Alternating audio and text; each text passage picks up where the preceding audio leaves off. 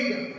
ദൈവസന്നിധിയിൽ താഴ്മയോടെ ഇരിക്കണം. യോഹന്നാൻ സ്നാപകൻ വിളിച്ചു പറഞ്ഞതുപോലെ, കർത്താവേ, ഞാനോ കുറയണം, നീയോ എന്നിൽ വളരണം. എല്ലാവരും പറയാമോ? യോഹന്നാൻ പറഞ്ഞതുപോലെ, യേശുവേ, ഞാനോ കുറയണം, നീയോ എന്നിൽ വളരണം. മനസ്സിലായോ? അതാണ് യേശു നമ്മളെ കുറിച്ച്.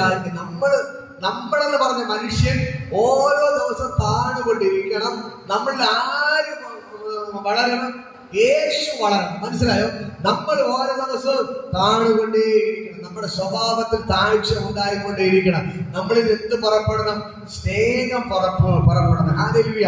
യേശുവിന്റെ സ്വഭാവങ്ങൾ നമ്മുടെ മേലിൽ പുറത്തു വന്നുകൊണ്ടേയിരിക്കണം. ഹല്ലേലൂയ.